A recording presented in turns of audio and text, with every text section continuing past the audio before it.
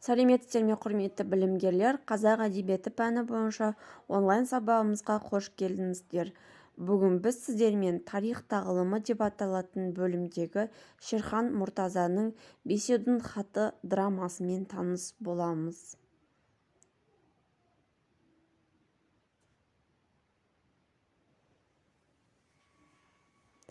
Сабағымызды бастамас бұрын бүгінгі сабақтың мақсаттарына тоқталып кетсек, әдеби шығарманың тұжырымдамасымен жұмыс жүргізу, көркем шығармадағы образдар жүйесін талдау жасау арқылы шығарманың үзінділерін саралау және тұжырымдау, бағалау өлшемдері, Шерхан Мұртазаның драмасымен, мазмұны мен құрылысымен танысады. Шерхан Мұртаза жазушы, қоғам қайраткері, Қазақстан Республикасының еңбек сіңірген мәдениет қайраткері, Қазақстанның халық жазушысы. Шерхан Мұртаза әдебиет тану саласына өзінің үлесін қосқан тұлғалардың бірі.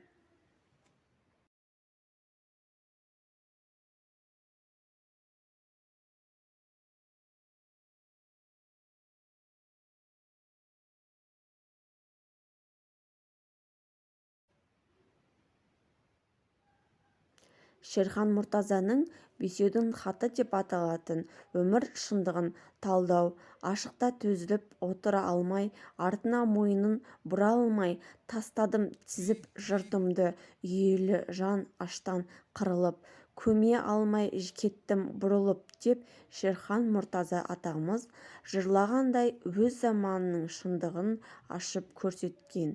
Яғни Бесеудің хаты өмірдің ащы шындығын бейнелейтін шығармалардың бірі.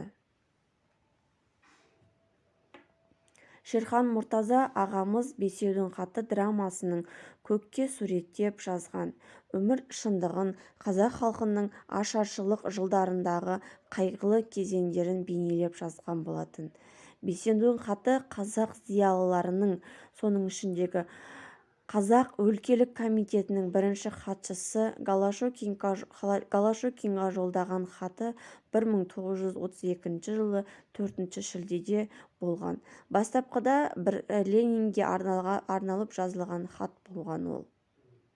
Шерхан Мұртазаның Бесеудің хаты драмасы бұл көпшіліктің өмір жағдайын, өмір шындығын суреттеген шығарма. Шерхан Мұртазаның Бесеудің хаты драмасы арқау болған ең басты тақырып ел басына түскен азапты күндер, қолдан жасалған аштықтың, қырылған 2 миллион халықтың тағдыры. Драматургия сол кездегі үкімет басшылары мен оның қасындағы жағдай шапқындардың бейнесін жан бере суреттейді. Шерхан Мұртазаның Бесеудің хатын оқығанда, талдау барысында көзіңе еріксіз жас келеді. Себебі сол замандағы болып жатқан ашаршылықтан қырылған жандар, елдің тағдыры, азапты күндер, қолдан жасалған ашаршылық кездері бәрі көзіміздің алдымызға кеп суреттеліп, бейне бір ертегі сияқты болып кетеді.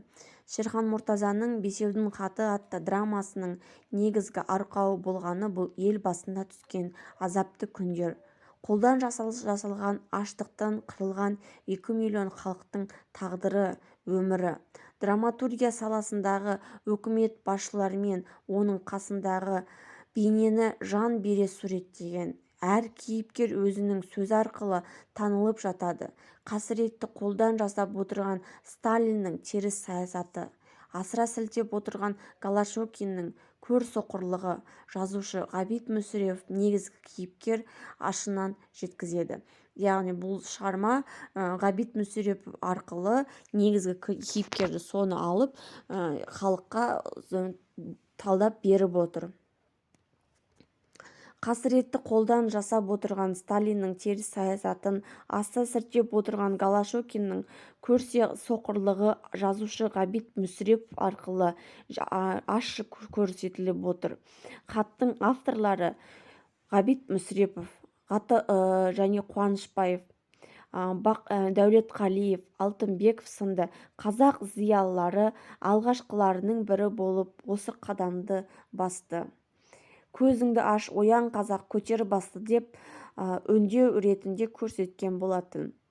Бесеудің хаты бұл республикадағы мал шаруашылығының күйрегендігі салдарынан елді алапат ашаршылық жағдайындағын айтып сақтандыратын алғашқы дабылдардың бірі болды. Хатта қазақ ауылындағы социологиялық қайта құрулар бүкіл халықтық қасіретке айналып, барлық әлеуметтік топтарды, байларды, орташаларды, кедейлерді қамтығаны, күштеп ұйымдастыру мен отырықшылықтандыру, алым-салық жинаудағы қиянаттар мен жұрттың жаппай аштық пен індетке ауа көшуіне әкеліп соқтығаны шыншылдықпен баяндалады. Қазақ өлке комитетінің ауыл шаруашылығын басқару жөнінде жүргізген қатыгез саясаты сынға алынады. Бірақ құжатта жергілікті жерлерде жіберілген асыра сілтеушіліктерге соршыл коммунистер айыпты деп көрсетіледі. Бесеудің хаты бұл республикадағы мал шаруашылығының күйреген салдарынан туындаған жағдай.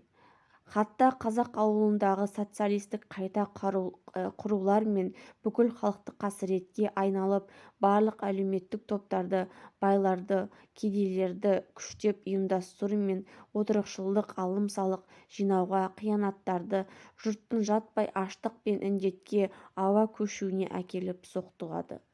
Қазақ өлке комитетінің ауыл шаруашылығының басқару жөніндегі жүргізілген қатыгез саясаттың сынынан туындаған мәселе. Құрметті білімгерлер, бүгін біз сіздермен Шерхан Мұртазаның керемет туындысы «Бесеудің хаты» деп аталатын драмасымен таныс болдық. Бұнымыз бұрында да естігенбіз. Бесеудің хатын оқу барысында, талдау барысында айтып өткендей, ішіңнен бір аянышты сезім туындайды. Себебі сол кездегі жағдай, ашаршылдық, адамдардың босқа қайтыс болуы көз алдымызға еріксіз бейне келеді. Бүгінгі сабағымыз осымен аяқталды. Бүгінгі сабақ сіздерге ұнады деген ойдамын.